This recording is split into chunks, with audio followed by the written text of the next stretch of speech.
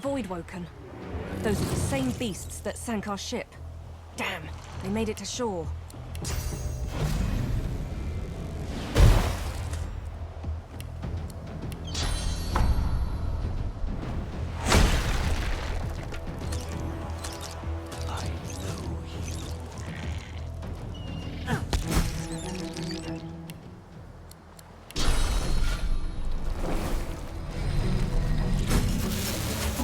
Collars were supposed to keep those things at bay.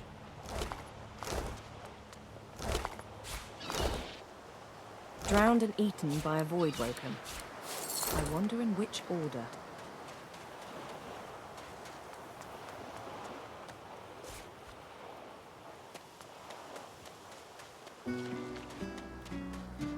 Look here, Quercus. Another giant. My word, this blasted isle is teeming with them. What's that? Yes, I did see how it made short work of the great Acorn servants. Quite right, very impressive. But that is no reason to trust it. Giants like that destroyed our forests. They are the very reason the great Acorn is returning in all its wrath. What? Dear me, have you taken leave of all 6 of your senses? You would have me use this giant for a shield? Why would I... Oh, I see. You cunning devil, Quercus. Of course, if it defeated the great Acorn's vile servants, it can do so again. We need only follow in its big, wide shadow and be safe. Egad! It speaks our tongue, Quercus! Hush before... What do you mean a good time for introductions? You know full well who I am, you silly old cat. The great Solora, grandest of the... Oh, introduce myself to the giant. I shall do no such thing. You give away your trust too easily, my dear steed. No, we will have the giant march. In time, we'll see whether it deserves our confidence. Now, onwards! Shield! Venture forth, post-haste.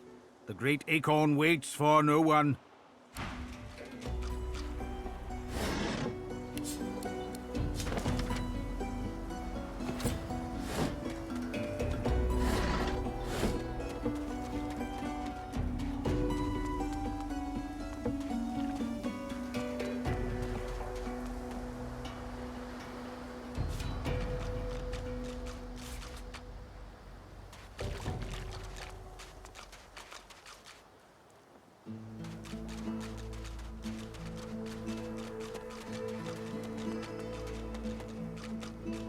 A black cat.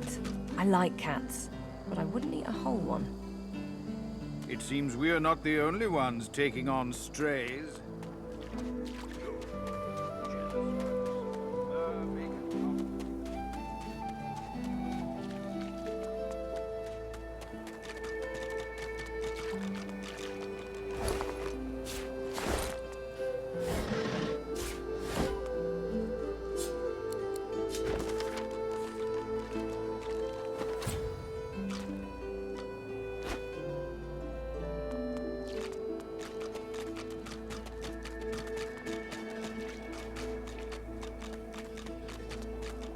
What's this? I found something. Let's hope this is worth the digging.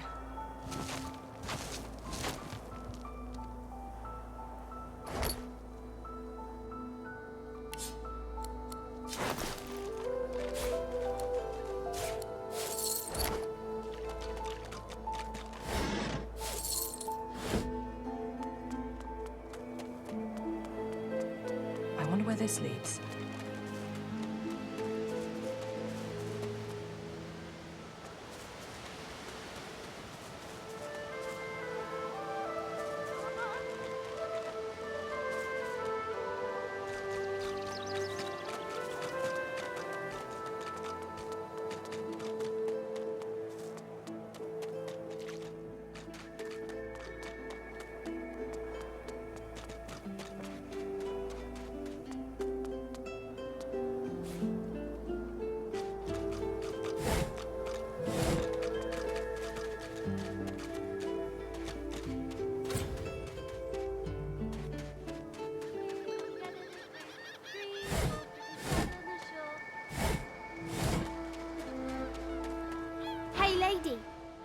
lot nicer here than that stinking boat, huh? I'm sure glad you went back to save the others. Saw one of them wringing out their tunic at the shore a few hours ago. Say hi for me. Ooh, that's a pretty one.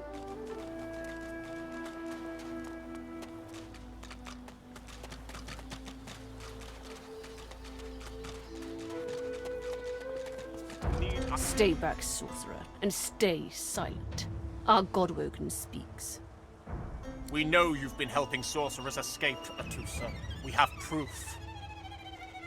I'd sooner cut my tongue out than lie to you, Alexander. I know nothing of any escapees. If you can tell the Godwoken no more, your tongue is of no use. Cut it out. This can't be serious, Alexander. Come! You should know by now to obey your superior, Magister, whatever she may ask.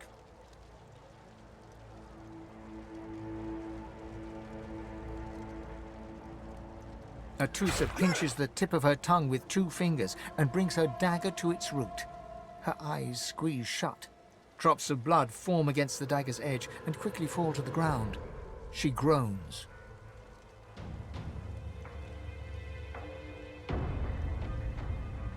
Stop! My father, may his soul rest in peace, would be disappointed in you, Atusa. The fate of our Dallas.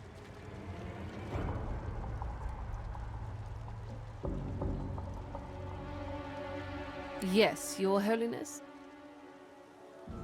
I believe we're done here.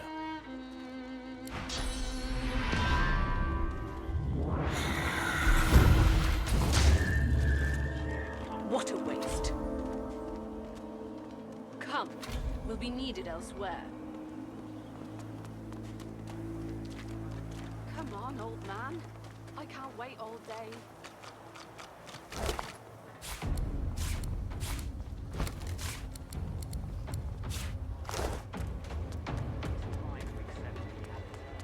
Come on then, Lexi. Pay up. I find only bread. I want no trouble. You! Help me teach this beast. He must respect. If not, he comes for you next. Respect? Huh. Someone's got to keep this place running. Griff can't do it for free. Why'd you gotta make this so hard? An intense-looking man steps between the thug and the elf and rolls up his sleeves, revealing well-muscled and heavily scarred arms. You recognize him.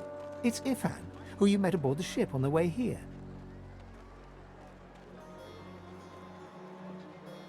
Just stand aside, won't you, mate? This is no business of yours. Lone wolves decide their own business. The thug freezes in fear for a moment, before shuffling back to the protection of his crony. Pay up, elf. No one shorts Griff. Especially not one of you. Burrow looks you both up and down, sizing up your combined threat. Ah, get out of here. The both of you. You ain't worth it. The elf smiles and bows to you in thanks.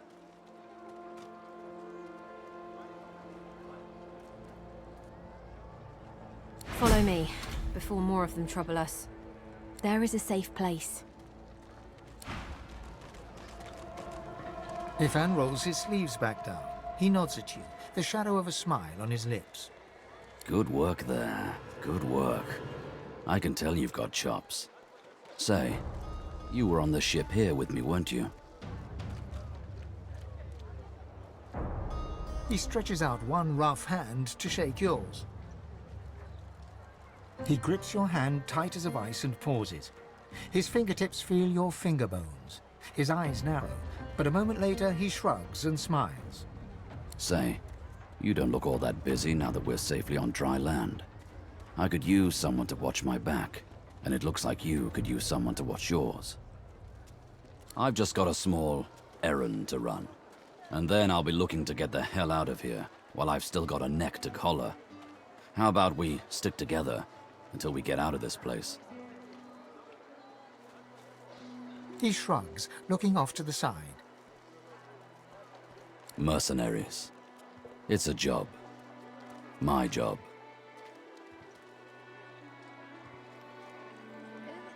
The usual way. Haphazard, terrifying, and drenched in blood. Haven't quite worked out the details yet, but I'll wager it'll be no worse than what'll happen if we stay put. 2 heads are better than 1, and when push comes to shove, 4 fists are better than 2, right? He grins, sharp teeth glittering in the midday sun. So, before we hit the road, it's best if we decide battle strategies up front. Should keep more of our blood in. Survival's my main priority. I'll use every trick in the book to keep us alive. But if a wayfarer's not what you're after, I've got other skills. What do you need? Can do. Onwards. He scans the horizon for threats with one green eye, then nods back at you. Right you are. Lead the way.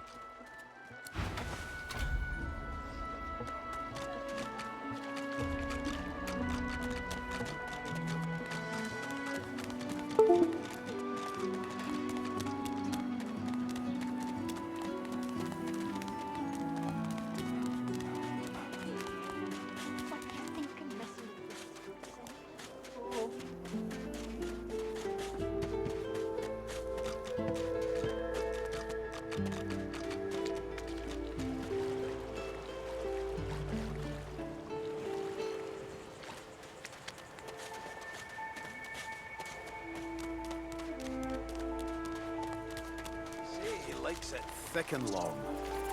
Come on, you stubborn hunk of garbage. The dwarf's fingers clamp around a splintered chunk of wood nailed to the skeleton of an old ship. His whole body strains with the effort of wrenching the plank. Eh? Oh, that. That won't be my first or last roll on a lost boat. Reckon I might have had a harder time of it without your help, though. Bravery on the high seas is rewarded tenfold in the hall, you know. Now, if you'll excuse me, I've got business to attend to. The dwarf spits into each of his calloused palms and rubs them together before placing them both back on the plank and pulling.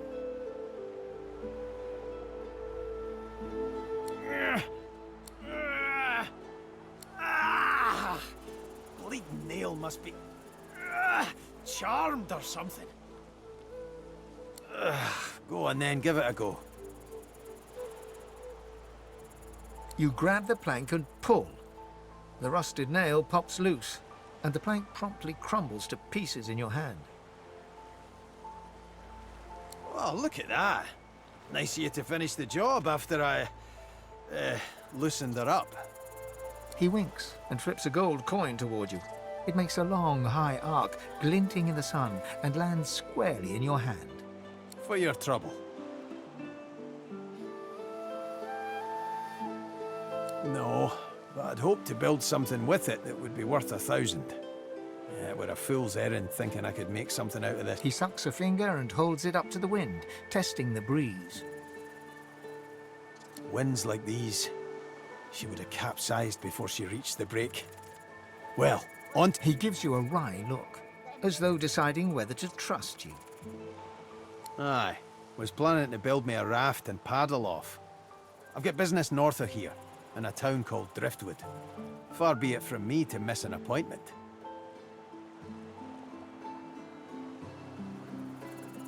Why don't we make a deal then? You help me get out of this place, and I'll do the same for you. That's the spirit. He lifts an invisible cap and bows with the grace of a courtier. Pleased to make your acquaintance. The name's... well, the name's dead and buried. What matters is what they call me. Beast. May have been cast out, but you can bet your last heel of breed she wishes she hadn't have. I've taken my revenge 1,000-fold on that tyrant's fleet.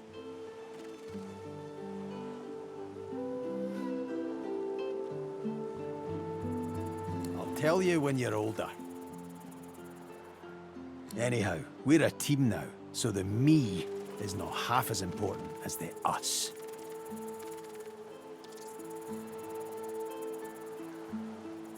Let's get down to brass tacks. fighting, I mean. I've been up and down the realm so often it'd make your cabbage spin, and I picked up a few tricks along the way. Truth be told, I've grown fond of crushing and casting. A battle mage, if you like. But there's not so important as team dynamics. So what'll it be? Then it's settled.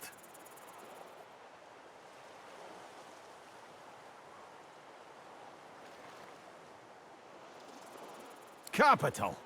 Well, that's that sorted. Onward then. I've got to get out of here, and soon. And I suppose you do too.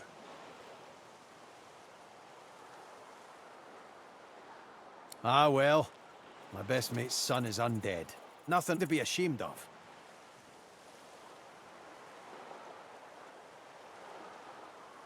Now, onward!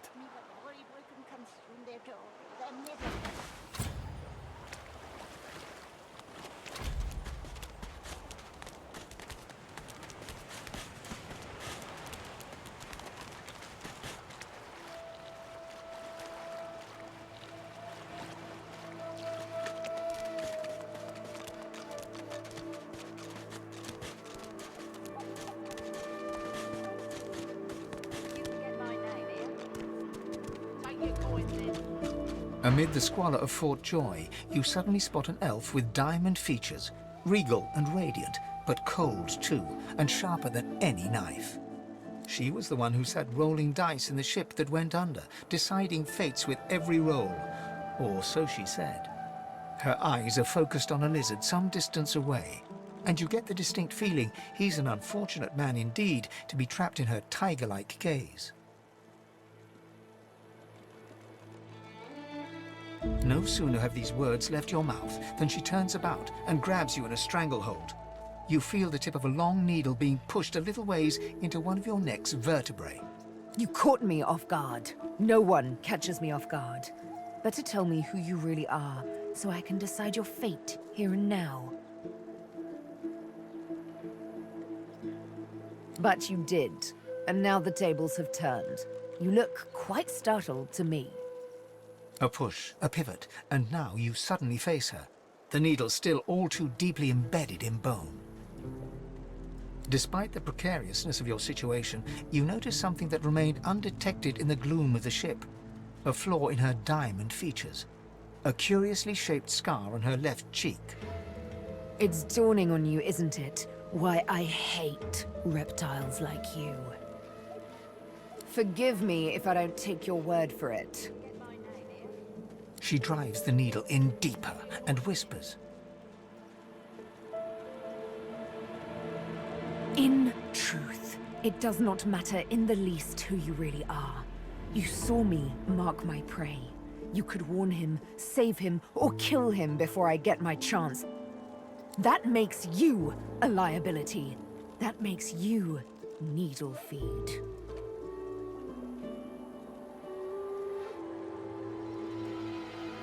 Never.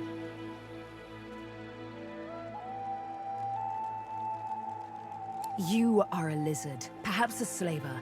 Why should I freely chain my fate to one like you, like I was once forced to? I hate to say it, but you make sense. Forked. Oh, little needle mine, what should I do? Push or pull? The agony. You know what? Today is a rather fine day. Sunshine and an easy breeze. Yes, I'll let you live. I'll even agree to travel with you, provided we talk to another lizard. The one I've had my eye on. I'm not quite sure the weather will save him. With a casual flick of the wrist, she withdraws the needle from your neck and smiles, as if she just invited you to sit down for tea.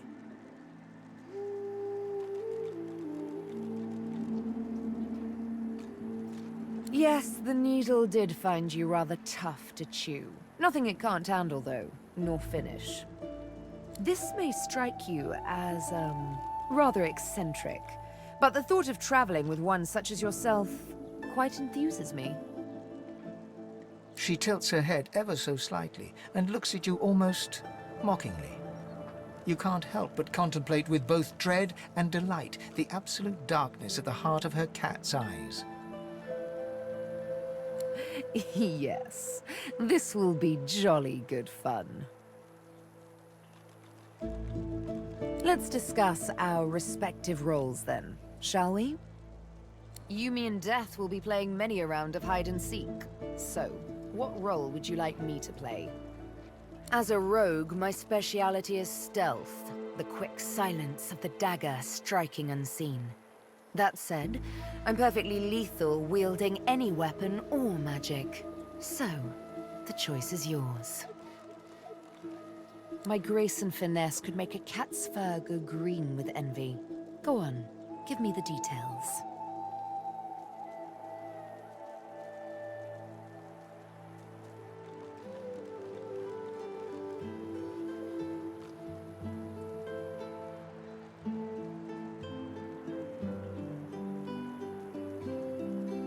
Suits me fine. Then follow me. You're not quite certain you'll ever sleep soundly with Sabine in any sort of proximity, but at least she's on your side, for the moment.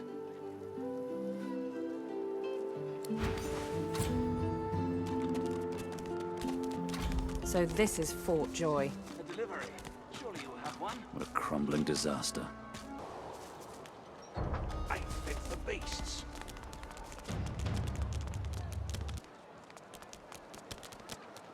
Heading into the kitchen? Don't try anything funny around, Griff. I'm watching you. Ha! Cheeky. What's your name? I'm Butter. Nice to meet you.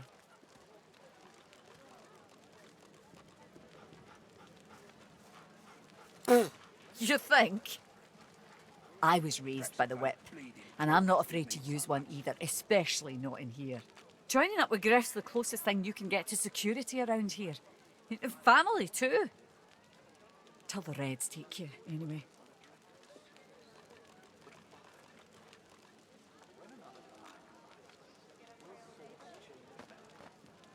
Everyone talks a big game when they get here.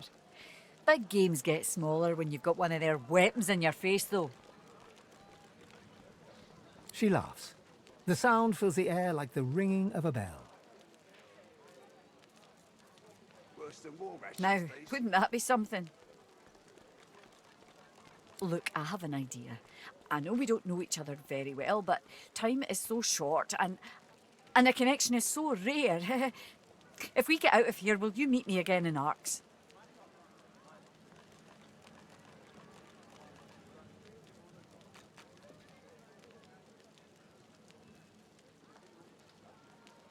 Ain't fit for beasts. She leans forward and grazes your cheek with her lips. Until then. You forget my name, eh? Keep it down, will ya?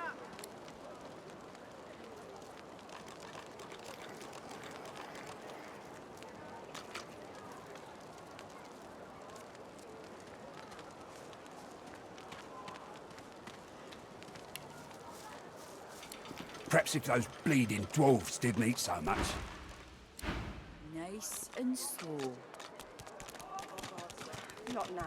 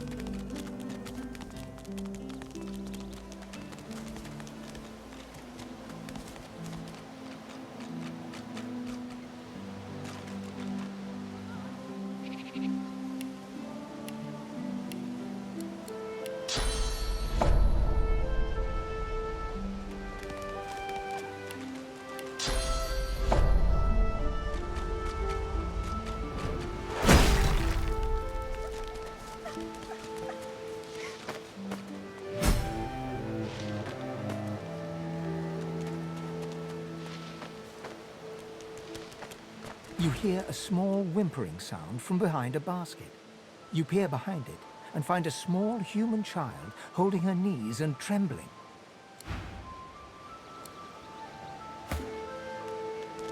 You hear a small whimpering sound from behind a basket. You peer behind it and find a small human child holding her knees and trembling. The child quiets and seems comforted by your presence. She looks up at you with curious eyes. There are monsters here. Lizard ones and real ones. It's really scary. And I miss my ma and pa.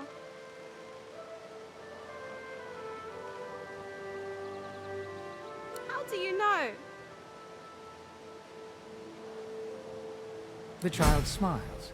She starts tracing small shapes, hearts and stars and diamonds into the dirt.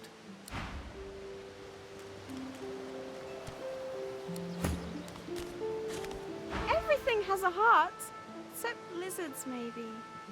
Maybe they do. I don't know. The waterfall has a heart made of a giant diamond, see?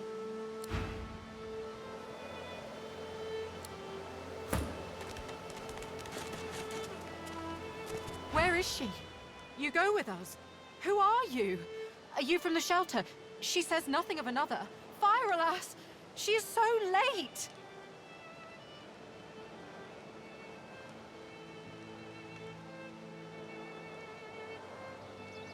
A Magister offers to help us flee. A Tusa. She says there are many Magisters who do not agree with the Bishop. She says they bring us to safety.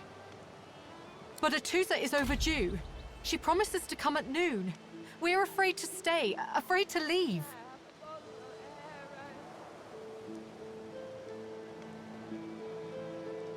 I see. I see. We hope for nothing then.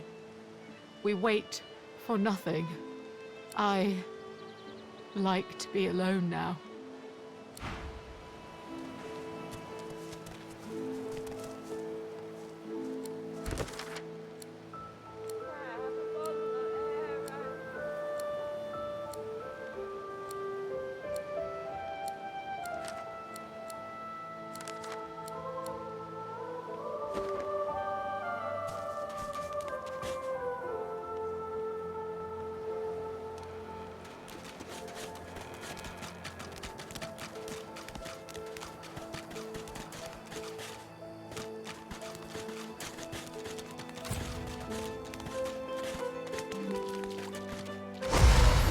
To these turtles. They're transforming.